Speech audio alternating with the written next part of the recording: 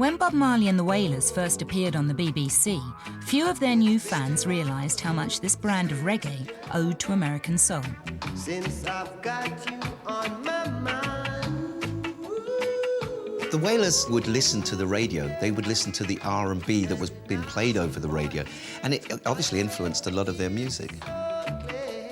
The Wailers would be listening to people like the Drifters, and they looked at Curtis Mayfield and the Impressions, and that was the basis of their harmony style.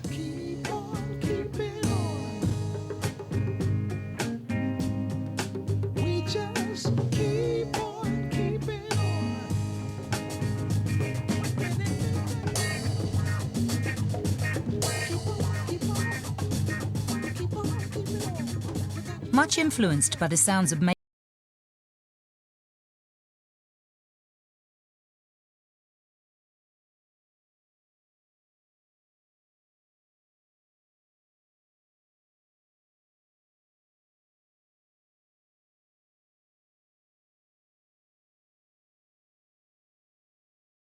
Oh, we have many customs in gospel singing. One is that usually when we're singing, the rest of the blind boys are humming in the background. Oh, let them hear you hum a little bit, fellas. Sounds good, doesn't it? And another custom we have at home, on New Year's Eve night, we gather to thank God for sparing us through the past year. And of course, just a few days ago, we were gathered in a church in Brooklyn, New York. And there, people stood up to testify because the Lord had spared them over the years. Somebody said he's been my mother because mother's gone on. Somebody else said he's been my father because I'm fatherless. Someone else was thankful because he had been bread when they were hungry. And when I rose to make my testimony, I said, Lord, I thank you because you've been eyes because I cannot see. You've led me from one good degree of grace to another. This is the way we praise him in Mississippi. And when I finished thanking him for blessing me in this special manner, we had a song to sing. And it was, Lord, you've been good to me. You saved my soul from sin and shame.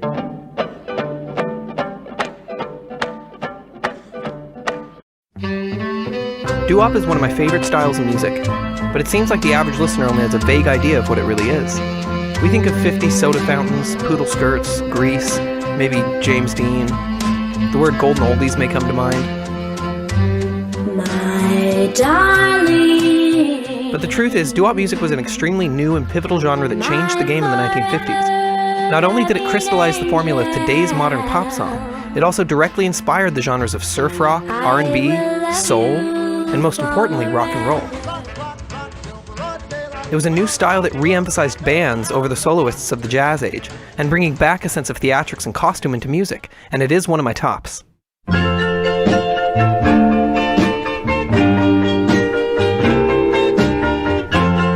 And that's enough of that. And it's impossible to name the first doo-wop group, but many historians regard the Mills Brothers as extremely influential to the genre, blending their unique style of Negro spirituals with rich, multi-layered harmonies much like a barbershop quartet. No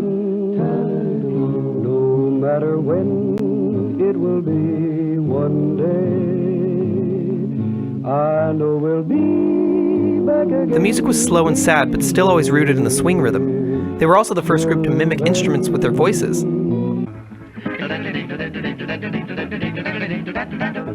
They used onomatopoeias, replacing bass and drums with various nonsense words. Orchestrated scatting. Now technically, doo-wop proper is said to have started in the late 1940s in New York, Philadelphia, Chicago, and LA. Groups of young black men would gather to sing on street corners and subways and school locker rooms, wherever they could be heard, and with nothing but their voices. And that's why you got these rich harmonies. You see, the 1950s saw the height of segregation in America, and often black musicians couldn't afford the expensive instruments to make the swing music they were hearing on the radios. So they used their voices.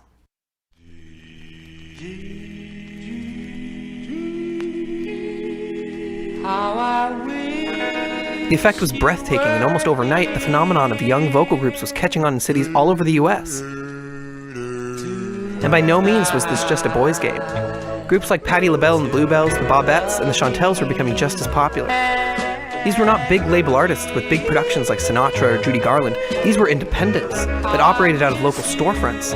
Each city had these vast pools of untapped talent made up of mostly 17 and 18-year-old kids. They were reviving the Mills Brothers technique of using goofy nonsense words for rhythmic punctuation. And sadly, most of them were badly exploited by the record industry. The first doo-wop band to break through those local circuits and achieve national notoriety was Sonny Till and the Orioles, specifically their lead singer Sonny Till. He was a big deal. After Sinatra, he was like the world's first rock star. These are among the first accounts of girls throwing underwear onto stage, way before Elvis or the Beatles. No one had ever been so famous, just for being so sexy. Does she love me? It's too soon to know. Can I believe it when she tells me so? Is she fooling? Is it all a game? Am I the fire or just another flame? Oh, when you listen to early doo-wop, you can tell it was written for an older audience, even if it was embraced by the youth. The music was slow and jazzy. They sang about the moonlight, love loss, and painful memories. And as in the tradition, it featured lush, multi-layered harmonies. But soon, more instruments were being featured. Initially, they kept it pretty simple with drums and piano brought to the front of the mix. And eventually, it was common to hear full orchestras on a doo-wop record. A perfect example is the 1954 hit My Memories of You by the Harptones. They recorded the song again in 1956, and the two recordings perfectly illustrate the difference between early and mid-era doo-wop. All I have to give me is my memories of you.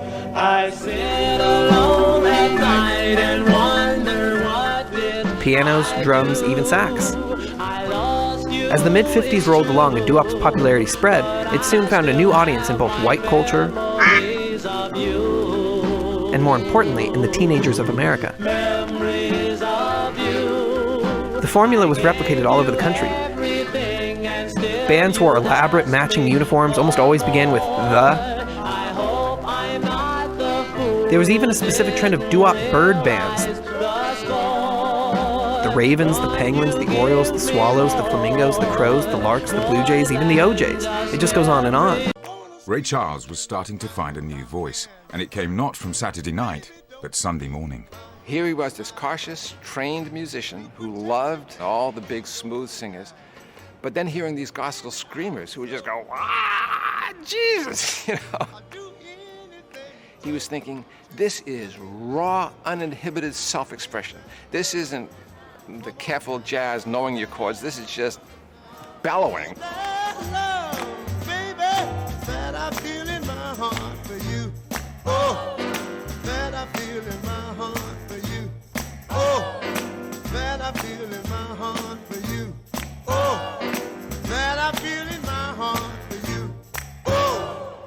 Baby, when you walk, I wanna walk with you. When you talk, I wanna talk some too. Now ain't that love? Oh, ain't that love that I feel in my heart for you? See a little licks like that? That is very much gospel. And Ray Charles had things like that all over the place.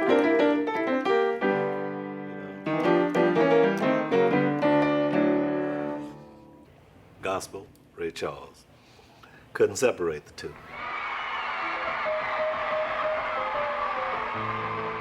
Somewhere within the pleading, emotional strains of gospel, Ray Charles had found the formula that would transform rhythm and blues and create soul. It was with his recording of I Got a Woman that he first unleashed soul on an unsuspecting American public.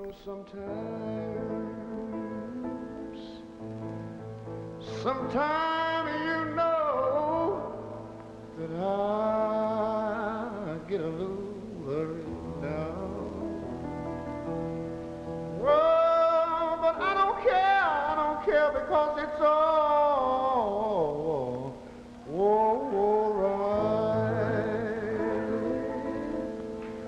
I say it's all right.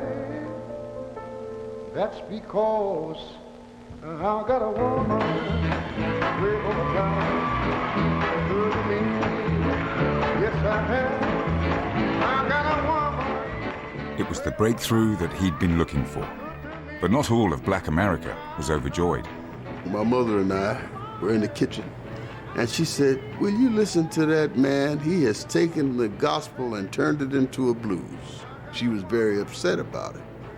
And then when she found out he was blind, she became even more upset because she thought it was very close to being sacrilegious that a blind man would have the audacity to take what had been a gospel song and turn it into a blues.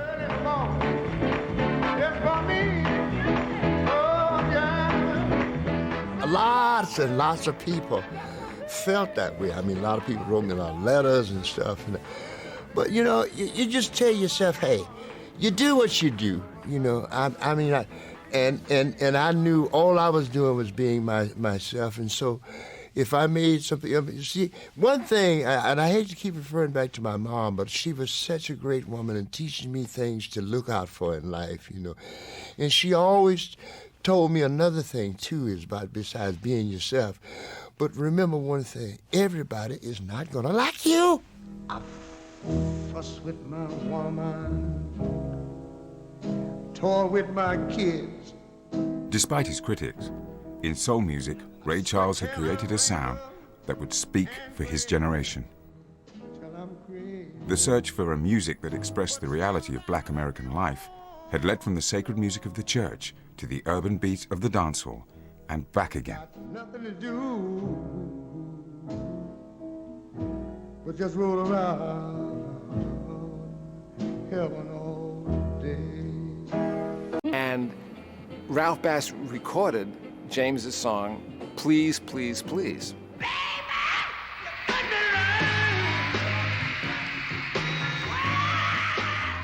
And he took it back to Sid Nathan at King Records. And Sid Nathan hated it. Said, what is this? The guy's just saying, please, please, please, 100,000 times. No one's gonna buy this piece of crap.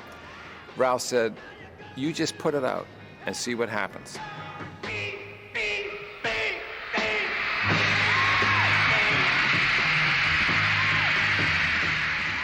He was the consummate showman. Yes, he was. When he goes down to his knees and the audience starts screaming, Bobby Bird comes out and puts the cape on him and they start fanning him, which is a gospel thing, total gospel thing. If you ever go to one of those Pentecostal churches and the singer starts overcome with the Spirit and breaks down and everybody starts fanning, that's all right, darling, it's all right. But he also had a sense of how he wanted the music to sound, which I think gave him ultimate power.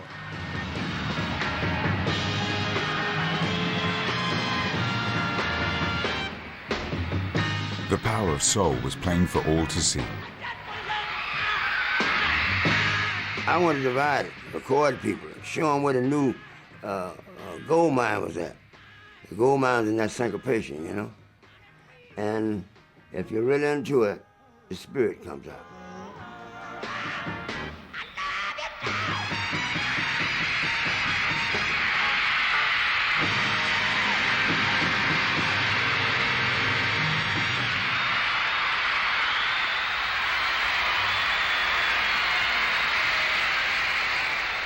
As the new sound began to catch on, Ray Charles brought another influence from the church into soul music, the female choir.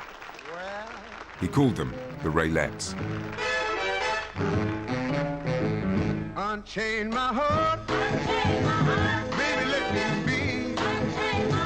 Unchain my heart, cause you don't care about me. They were the Cookies, who were a group actually founded and sort of being brought along by Atlantic Records. But he hired them, renamed them after several months. So then he had the perfect gospel call and response. I like that sound of a male voice with girls in the background. I just like the way that sounded. And it seemed to fit what I wanted to do. Every time I call you on the phone, something tell me that you're not at home, so unchain my heart now. Once we started playing the theater circuit, that was the beginning of the Reggae period. Background singers. And it did add another dimension to what he was doing.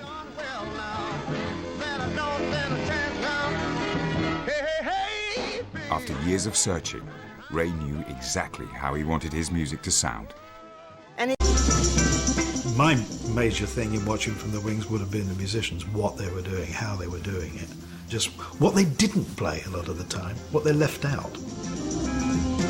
The Funk Brothers backed the Motown artists on this tour.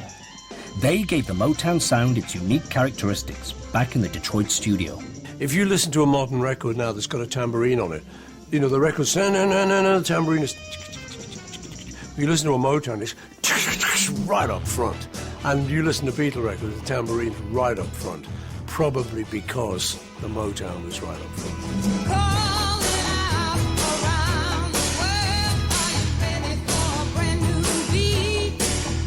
You know, these records had the passion of gospel, and they had the coolness of jazz as well. And they had something new, which was this beat. Once you heard those kind of syncopated rhythms that Motown was dealing with, you had to dance. Dancing in the street demands that you dance, money. These records make you dance. You know, the one thing about post-war English music is the rhythm sections, they don't really swing like the American rhythm sections. They haven't got the kick. Motown had these things all combined in the one package. One of the big things that became huge attraction for me was when I started listening to the bass on the records, and in particular James Jamerson. And you realize you do, do, do, do, do, do, do. And well, that's the record. I got sunshine on a cloudy day. But that bum, do, do, do, do, that's the signature, you know, of Motown. So yeah, I think James is probably my favorite bass player ever. I guess you said what can make me feel this way, my girl, my girl, my girl, talking about my girl, my girl. But during the 1965 UK tour, Jamerson... We would go places in the South, taking our Motortown reviews down there, you know. There's a big stage in the middle of the hall, and white people on one side, and black people on the other side. It's segregated, but, you know, maybe you can do something about it. The next time we got to those places, the kids, they were dancing with each other. They were talking, intermingling, holding hands. His little black boy holding a little white girl's hand, or vice versa. That was his idea of what he wanted his record company to be. The basic elements, or the main elements of the Motown sound had to do with a very solid but controlled gospel sound. It was rooted in a big beat, lots of bass, tambourine, drums, you know, very, very rhythmic. The Funk Brothers at Motown were very important. They had such a sense of music, a feeling for it. I used to give James Jamerson, the bass player in the Funk Brothers, the feeling of what I was going for. I would start sometimes on the piano, dun bum bum bum bum bum bum bum bum bum bum. And then when the changes would come in, 8 bars later, he would follow that feeling. Sugar pie, honey bunch, you know that I love you. I can't help myself.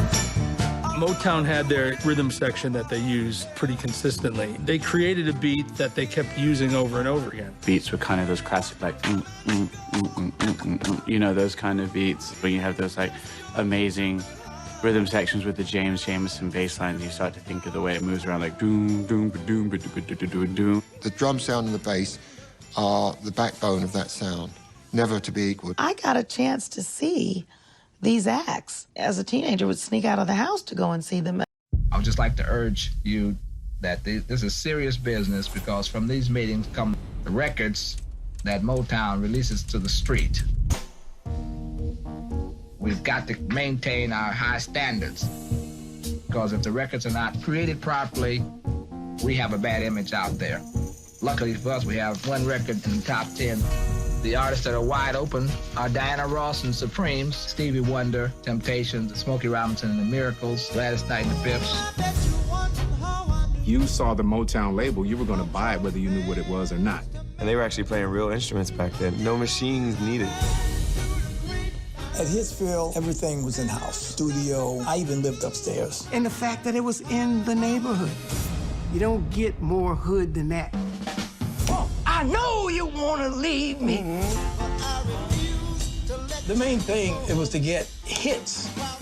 Motown was like going to Disneyland. You see Marvin Gaye playing the piano. The young Michael Jackson. Race riots, assassinations, murders, and all that's going on, and yet the music of Motown was growing in the hearts of everyone. The songs just changed because the world was changing. We need music that speaks to our hearts. I now had felt that the idea of reflecting the world was not a bad idea at all. When you can do what you want, that's when the real magic starts to happen. People come from all over this planet to visit this little house, Hitsville, USA. We were able to understand a culture that had never been seen before. Motown made black chic. You can never get the amount of talent that was in one room in Motown. More and more I think about it, I don't know how the hell it happened in the first place.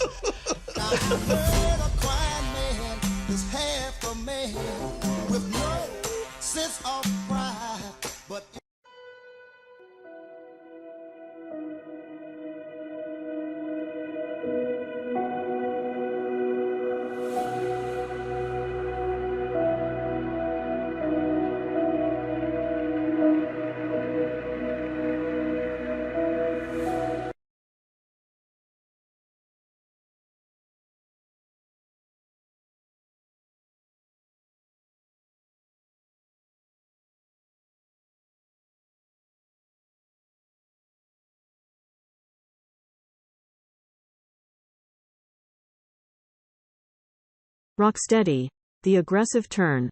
In Jamaican music, by 1965, ska musicians had begun moving away from the sounds of R&B and jazz. These musicians embraced a more emotional and direct form of U.S. black music, soul music. Born out of the American South, soul music was the product of a fusion of rock and roll, gospel, and R&B and blues. Stax Records, in Memphis, Tennessee, was one of the major producers, recording studios of this new musical genre. The urgency of rock and roll transformed rhythm and blues into a more emotional, grittier, stripped-down music. Soul music was primarily characterized by the emergence of more emotional vocals and more insistent, bracing rhythms. Rocksteady's attention to vocal harmonies and slower rhythms mirrored its American counterparts' new developments. In addition, Rocksteady musicians recorded a number of American soul songs, such as Wilson Pickett in the Midnight Hour. And we just cut out the rude boy songs, and say, well, if it going to cause eruption, just leave it there. All I need from you is a good conversation. As things hotted up downtown, people sang, and most of them escaped into old-fashioned boy meets girl love songs. This was Rocksteady, Jamaica's first pop music, the era of singers who replaced the largely instrumental ska, and for many it was the most glorious phase in Jamaican music.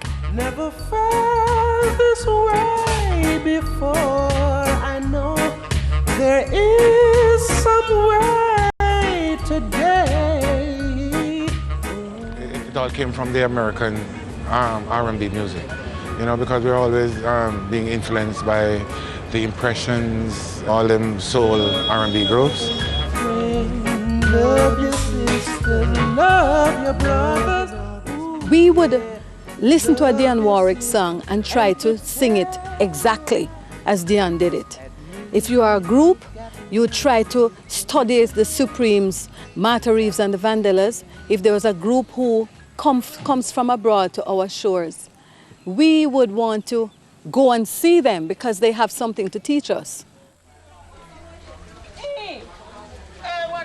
It's a cultural thing for Jamaicans to sing. In the ghetto, you'll find more singers than anywhere else too, because it's a thing that it's a thing we used to. It's what we could use to pass the time away. It's a thing you use to soothe your spirit, your soul. Can't compare with. I've been touched by an angel. This heaven and earth could be no hell. I've been touched by an angel. She's on the progressive chart, always work for where she want. With enough confidence and never yet says she can't. Tender loving where she have, healing the broken heart from she coming on my life. Me no stop advance, rearrange my lonely life and turn it right from start. Now I'm happy with this woman and we will never part.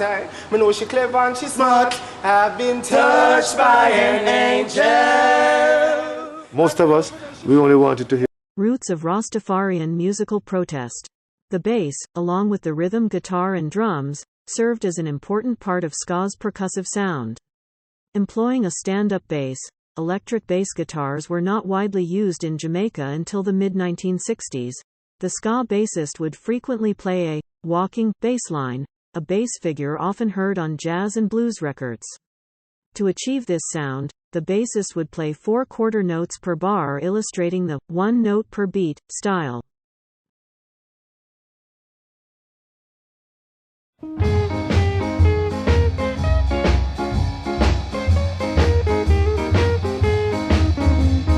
Roses are red, violets are blue. Believe me, I love you. Let's not be apart, 'cause you're the rose of my heart, and a sweet rose, you are my queen. You're my Miss Jamaica, my Miss Jamaica. You're my Miss Jamaica, I'm crowning you myself. Although you may not have such a fabulous shape to suit the rest of the world, but you do suit me, and that's all I want to know. I need not know nothing more. You're my Miss Jamaica, my Miss Jamaica. You're my Miss Jamaica, I'm crowning you myself.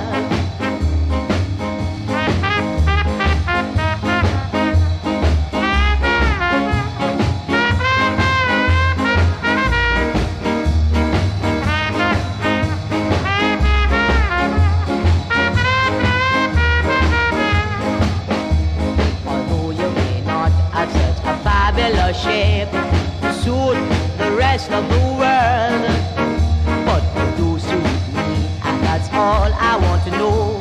I need not know nothing more. You're my Miss Jamaica, my Miss Jamaica.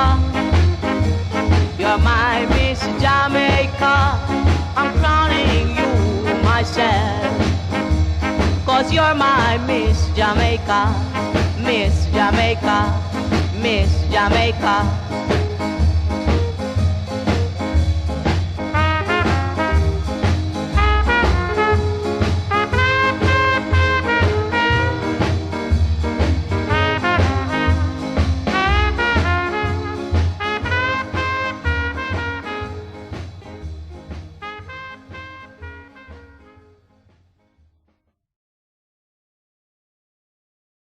Like most Western music, ska music was played in 4 quarters or common time, 4 quarter notes per bar.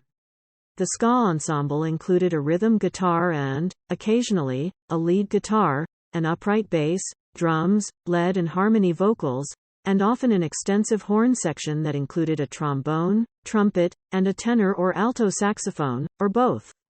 Unlike later rocksteady and reggae bands, a 10-piece ska band took on the appearance of a large jazz ensemble or a big band.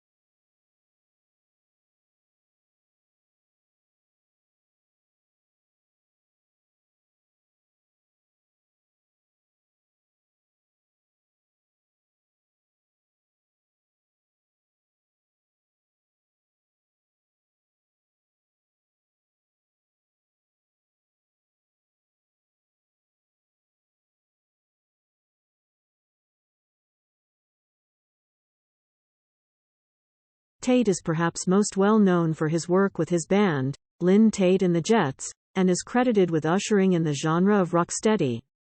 Influenced by his love for American music, he heard the change from R&B to soul and brought these sounds into his own music.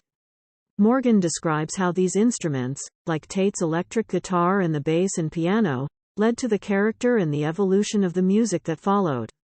From there we get the feel of the electric bass and we set a pattern to the bass playing, right?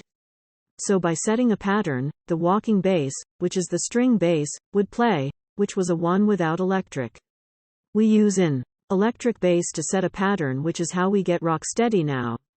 The pattern of the bass slowed down the music and the piano and the guitar would strum a little slower and the drum would give off one. They call it one drop in Jamaica, so we get a one drop beat and we call it rocksteady because at this time now in ska music, we used to spin. Hold the girl's hand and let her spin. But in rocksteady, you just rock to the beat. That's why we changed the name now from ska now to rocksteady. You have to remember, ska music is a foundation. What is ska? It is the guitar and the piano. That is what you call ska. And rocksteady is the same guitar and piano, but it is the bass and the drum that changes and make it slower and we call it rocksteady. Rocksteady's innovative qualities are highly distinctive. First, it replaced the big band ska format with stripped-down studio ensembles that put the emphasis on the bass and drum, forever changing the focus of Jamaican music. Widespread use of electric bass came about during rocksteady too, its up-front placement thanks partly to the advent of multi-track technology. Compare the frantic pumping of Lloyd Brevet of the Skateatlees, whose acoustic bass was often relegated to the background, with the smooth lines of Jackie Jackson in the Supersonics, and you can hear how rocksteady made bass the carrier of the melody line, a constant of the subsequent reggae to follow. Jackie Jackson, a founding member of the Supersonics, Beverly's All-Stars, and Toots and the Maytals, Jackie is Jamaica's first great electric bassist. He's arguably the most versioned bassist in reggae history. Wicked, whoa, rocksteady at its best. Queen Majesty, the techniques, wicked. The lead singer was, can't remember his name, I'm looking at him right now with a little file setter, but then sound like it files. But the Queen Majesty, there was a wicked little tune, man.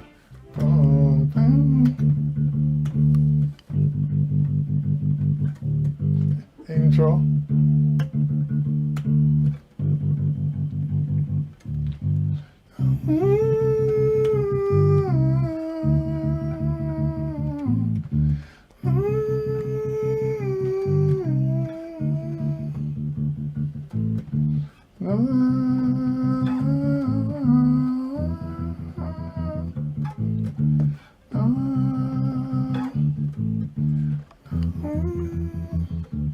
Queen Majesty, you may take my whatever to me. I'm not a king, I'm just a minstrel. With what song I sing to you.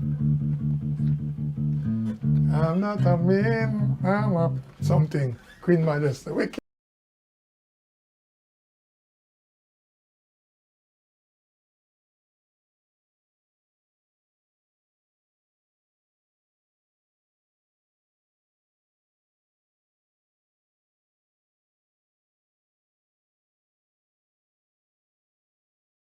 Question. What was your favorite American music that was playing at the time? Jackie Jackson. Okay, when I was growing up it was what we call rhythm and blues, bebop. You know, blues and Motown. The great and wonderful Motown. I was a Motown fan. I had transitioned from the upright to the bass guitar. Because there is no way on God's earth that you can walk with that upright bass. By that time bass guitar was coming into its own, so my favorite guy was the Motown bass player, James Jamerson. Love him. I had every Motown song in those days. Every album. Stevie Wonder, Supremes, Four Tops, everybody. And I used to sit every day after school, after music lessons, and play every one of those songs. Note for note, I was a James Jamerson fan.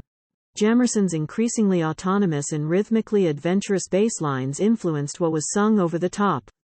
Originally a string bass player, Jamerson brought the skill of a seasoned jazz professional to bear on the still relatively new electric bass. Many of Jamerson's bass lines were more melodic, syncopated and improvisational than had been heard before, and were considered an integral part of the Motown sound. He transcended the standard bass line and did much to increase public awareness of the bass and its function in popular music in the 1960s and 1970s. His style is arguably the first to display an electric bass provenance, and an example of its innovative qualities can be heard in the recording of Marvin Gaye's What's Going On. Riffs are distinctive little nuggets of tune which might begin a song or form the basis of a section of a song. There are hundreds of incredibly well-known riffs in popular music, like these.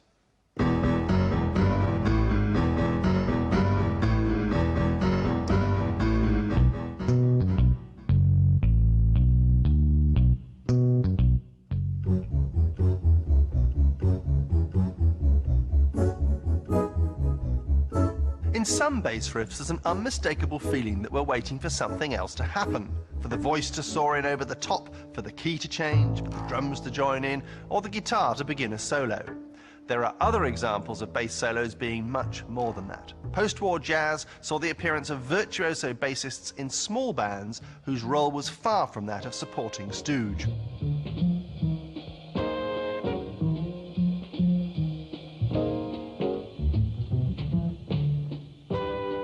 Miles Davis's So What, from his influential 1959 album Kind of Blue, features a bass solo from Paul Chambers that underpins and shapes the whole piece.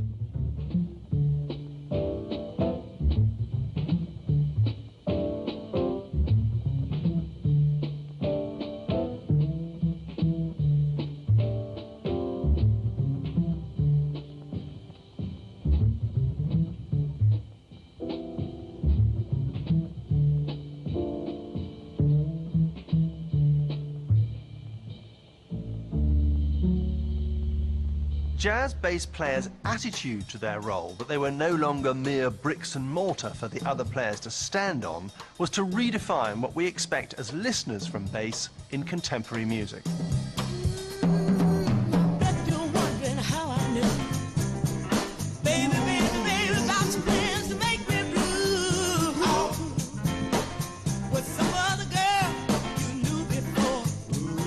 In 60s pop music, the most influential bass playing came from the house band of Tamla Motown, the Funk Brothers. Its bass maestro was the great James Jamerson.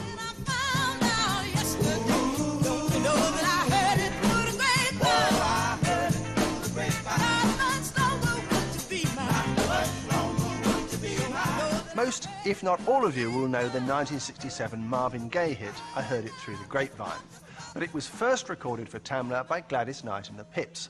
And what gave that original recording such energy and drive was the way James Jamerson played the bass line. Take the chorus, for example, which is based on just two simple chords, C and F. Now, an unimaginative bass player would simply thrash out the roots of those chords one after another, like this.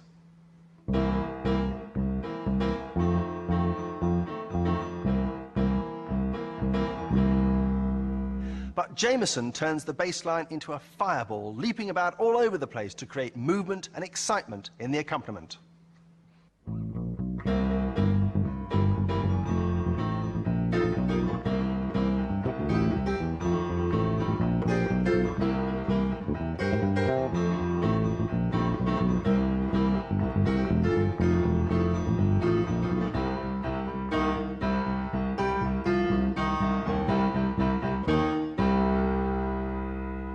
By giving such life to the bass line, Jamerson turned the bass from a meek accompanying instrument into a chief ingredient in the success of hit songs. Unknown to the world, one man was quietly crafting a bass sound that would outlive all of Detroit's production lines. When I was just starting, I was playing maybe 5-6 months. I didn't know who the great bass players were because nobody put their names on the records. But one kid came up to me at CBGB's and he knew. He said, hey, you know the way you use your thumb and forefinger? That's just like James Jamerson. I said, who?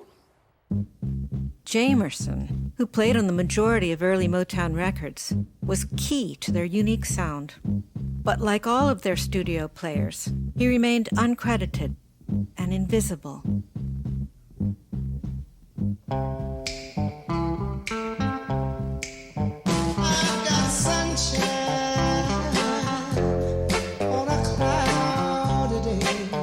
James Jamerson created a groove which the rest of the musicians rode on. He was the foundation, and other players vibrated with. Everyone else made up their parts based on what James was doing. I guess you said what can make me feel this way, Maggie. They incorporate the rhythm with the melodic part as well. He could have just gone dun. He could just play the dun, dun, dun, dun, dun, dun. But he chose to do something that you feel the rhythm in it as well. He brought like the two elements together.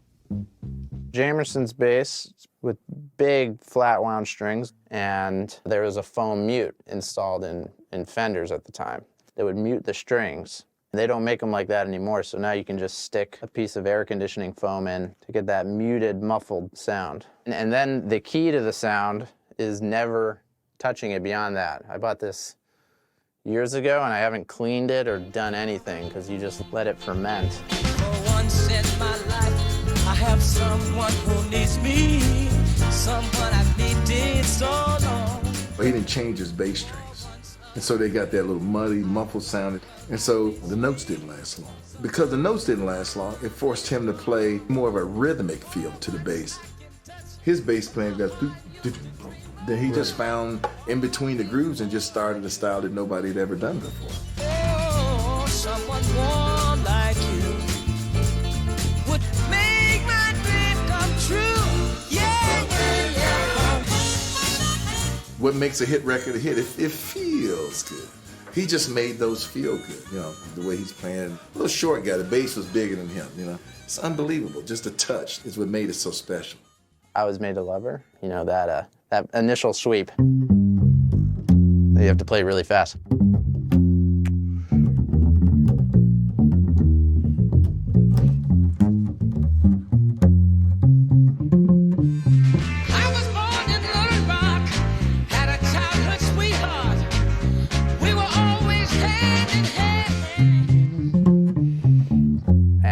Ain't No Mountain High Enough. His lines are taking these peaks and valleys. I did a bass line thing online so you can see it. Listen, baby, ain't no mountain high, ain't no valley low, ain't no river wide enough, baby. This was the advent of soul music, and Motown was soul music. Don't worry, baby. It had to be almost orchestral, but using rock instruments.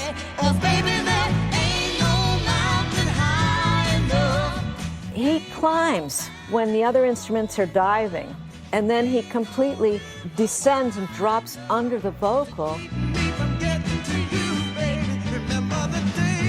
The first song we sent to Motown was Ain't No Mountain High Enough. We just knew it was a hit.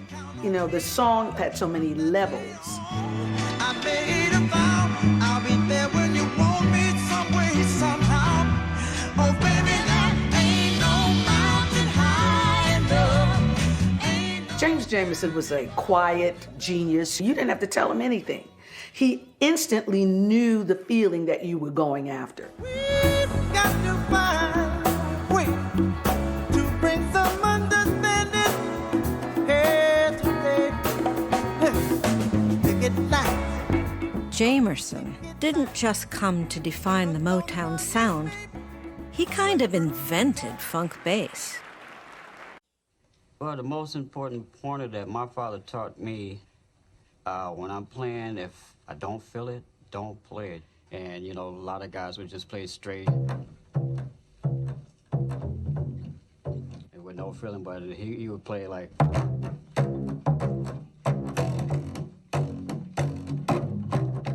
something in it. He just felt life, you know, that life was music. And he used to tell this story like this one song he did. He saw a fat woman walking down the street and just her butt going from boom to boom to boom, ba-dum, ba-dum. That was his interpretation of music. So he put music to just about in anything that had life to it. There's an indentment right here in the bass where he kept his thumb right here as a rest. That's how old this bass is. So you can see all the dirt on here. As he says, the dirt keeps the funk. This has been the original bass ever since he started playing, before he switched over to precision. He used this on Heatwave, My Guys, Shop Around, most of the Mary Wells stuff. You Beat Me to the Punch, some other earlier stuff with Stevie. Yeah, he played with one finger on all those hits, just like this finger was called the hook. And it would hook like this. All the songs that you heard basically was done with one finger. I have trouble playing with two fingers the line that he played, so. You couldn't even touch his timing because he could hear another time in his head and be playing cut time against what you're playing, and it would fit. There was never a bass player on no coast then. If that was a West Coast, East Coast, whatever coast you want to call it, that was comparable to a James Jamerson. It's the height of creativity, you know, and freedom and experimentation and fearlessness. You have to be absolutely fearless to play those notes in that place and yet be responsible for the bottom of the groove like that. I thought bass playing was played like that all the time, but little did I know that it was my father changing the course of bass. The most influential of the regular visitors to the island's concert halls were the Impressions.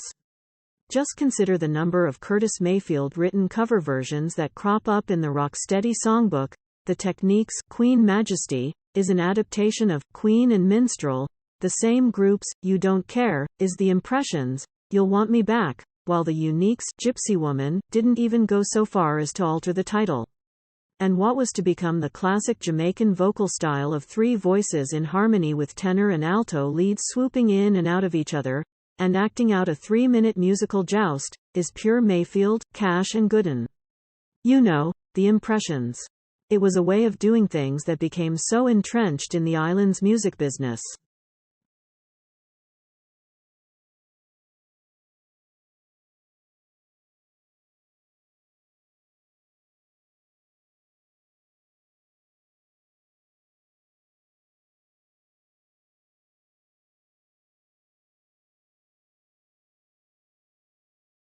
Gary Butler gone, Curtis took over the Impressions, and with Fred Cash and Sam Gooden, the group blended mellow R&B harmonies and black gospel styles.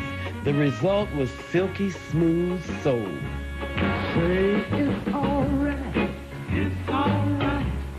Say it's alright, it's alright, it's alright. Have a good time, 'cause it's alright. Whoa, it's alright. We're gonna move it slow. When lights are low, when you move it slow, it sounds like a moan, and it's alright. Whoa, it's alright. City. We want to make some kind of impression, and that hit. We became the Impressions. Curtis didn't know it yet, but before he was 17, the Impressions would be a top 10 group. I love you, gypsy woman. I love you, gypsy woman. Prettier than all the world. And I'm so proud, I'm so proud. Curtis was just 16 when the Impressions landed an audition with Chicago's Chess Records, home to such greats as Muddy Waters and Chuck Berry. We had an appointment for Chess Records.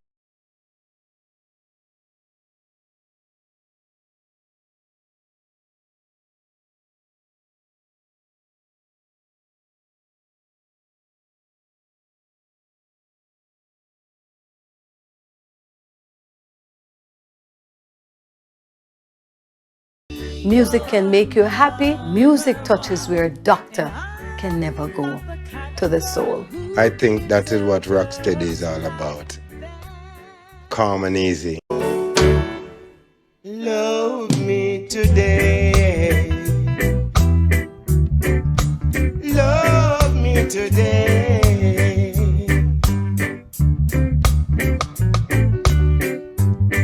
If you're wrong, come and say you're wrong.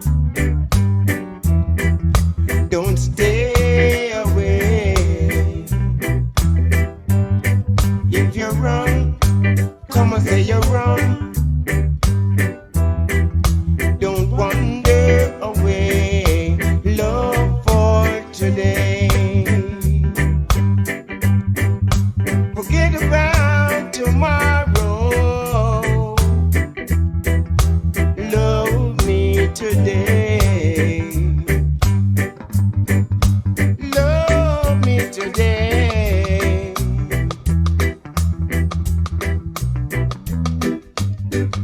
Why won't you love me? I need your love, 'cause I really need it.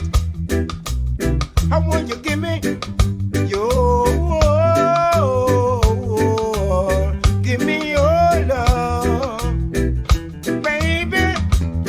Oh, got to, got to, got to, got to, got to, got to, got to, got to, got to, got to, got to.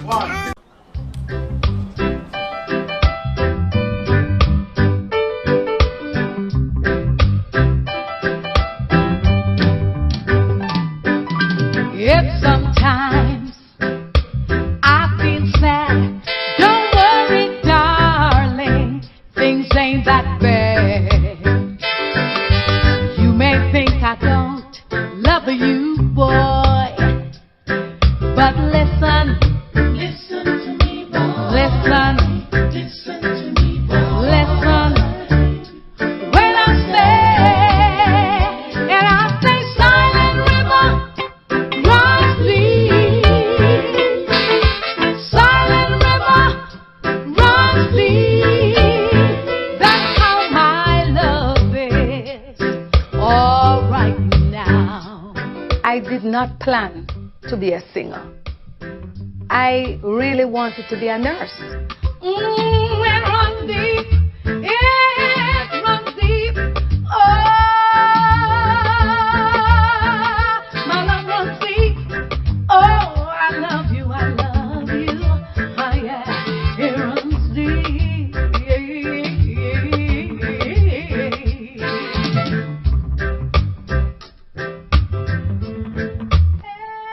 Greetings. Good to see you all. Brother Fly. Oh, man. Oh. Wow. Backside.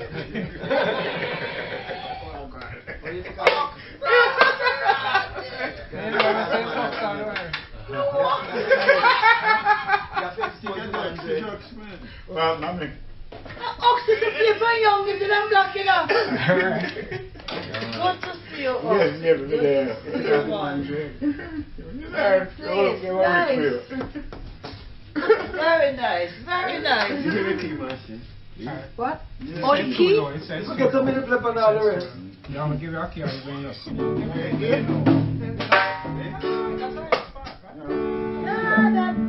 I'm not the kind of girl. Deep. Ready? Go ahead. 1, 2.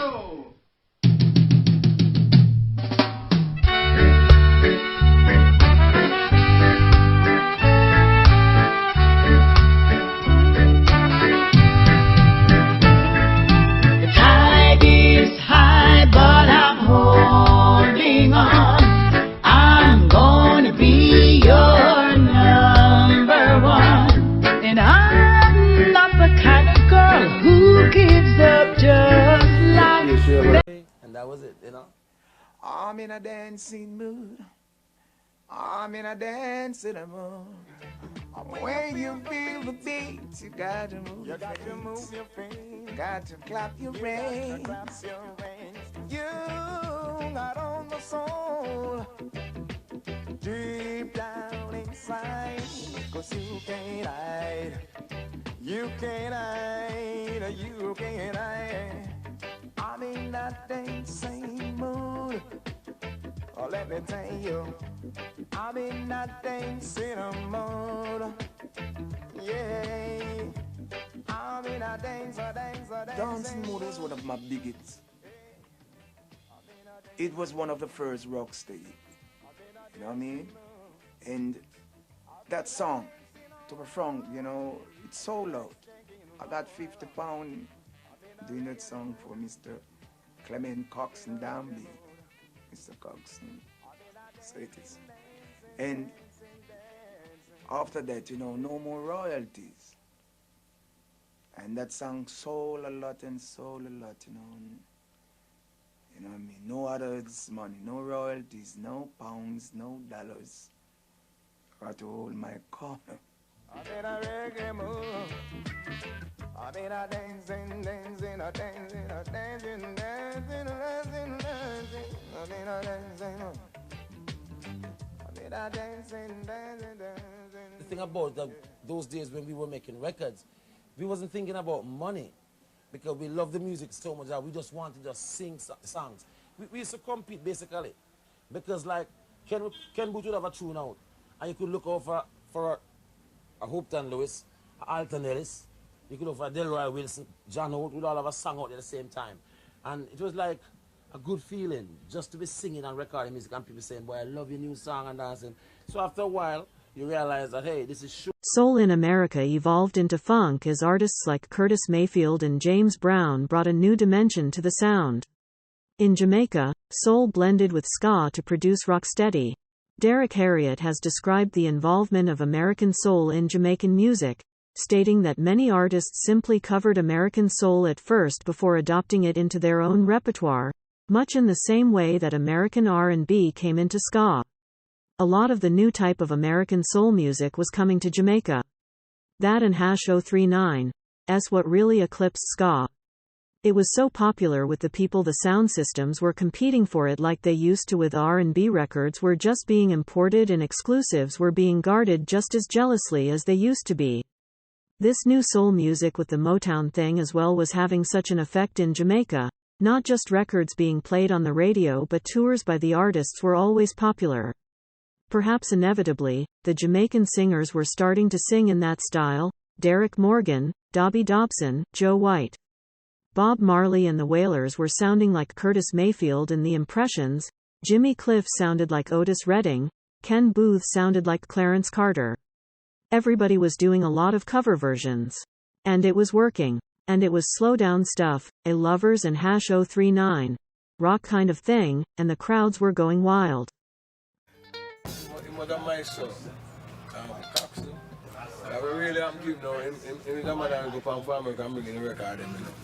And him know if he get a record, you know. Him can record and say, I like this dummy now going to do Isaac, you know. This tune after Del Ride. See, I shall be released after the Eptone. And this after Dennis Brown. But him not give no man. No fit them. Can I change my mind and say, oh, this fit Alton. Alton, I hear one that.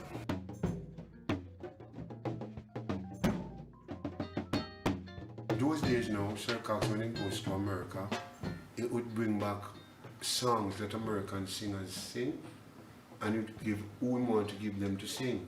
It would give Delroy Lou Rawls, it would give Alton Ellis, Sam Cooke, he would give Horace and another. He gave me Otis Redding and Wilson Pickett. That's it. But the first song I'm going to sing, it wasn't by Wilson Pickett or Otis Redding, it was a guy named Hughes, someone that I used. Sir Coxon decided that I should sing soul music. So I do two soul music. Ooh baby, I love you. And Rita, our group, there was a backing vocal go, ooh, ooh. The do, what you call it? Do the wap. Yeah, you know. The groups that we played with as far as singers is concerned, the ones I can remember from the Coxon era, it was like Ken Booth, Delroy Wilson, Slim Smith, the Gay Lads, the Ethiopians, Marcia Griffiths, Judy Mowat, Rita Marley, Bob Marley, Peter Tosh, Bunny Wailer, Burning Spear, Hortense Ellis, Derek Morgan. This is to name a few of the artists that we made songs with and together. So most of those songs that people hear is Mr. Dad. Why those songs are here today? Yeah, man, I shoot. Eh? They're very important part. Very, very, very much, man. Most of the songs that was recorded in the Vintage. studio is from American tune. Yeah, man, it was American tune. But listen.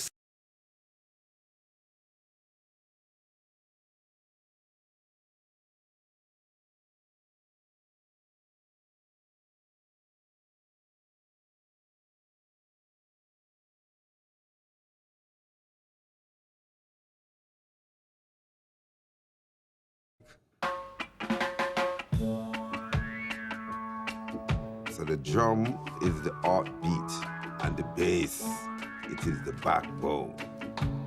Well, I think the drum and bass play a very important part in Bob's music. It was, Family Man Carlton, two brothers. They have their own style. Steer it up,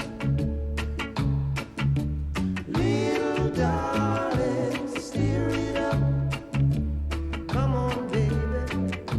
Reggae is a concept of all different type of music. Got funk, got rhythm and blues, got soul, and it's very jazzy when it's ready.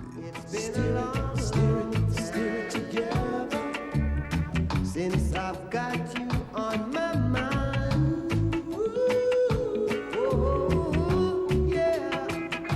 And now you are here, I said it's so clear to see what we could do, baby.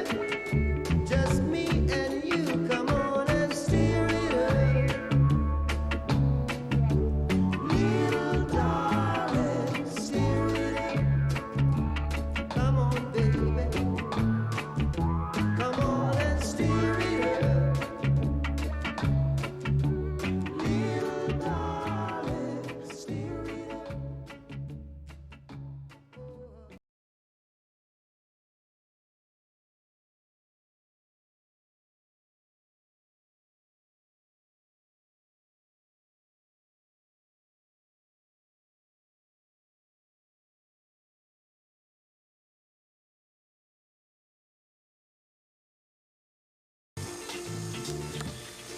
What musician or what person has had the most influence on your musical career?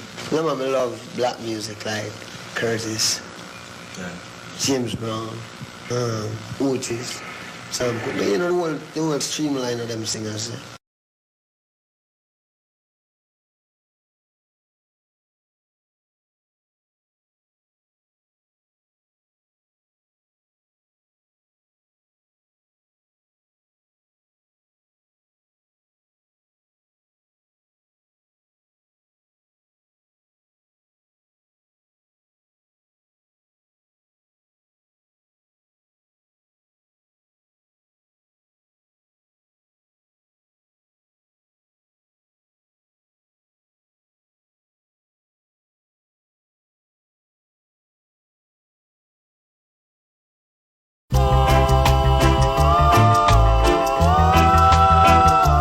Queen Majesty, Queen Majesty, may I speak to thee?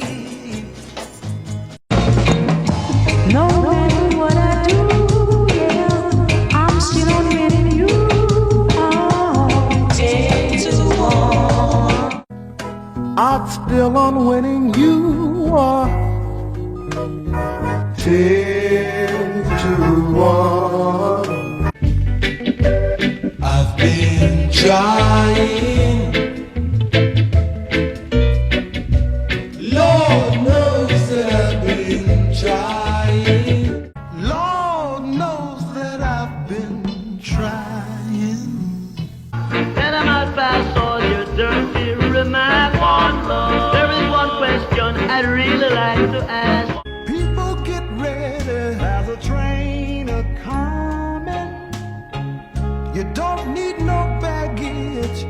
just get on board. Got to be gone before you know it, you know. Bad cat called the Superfly. Give me your love, give me your love. I want you so, baby. Can't even get mad at you. Give me your love, give me your love, give me your love, give me your love, give me your love. I want you so, baby.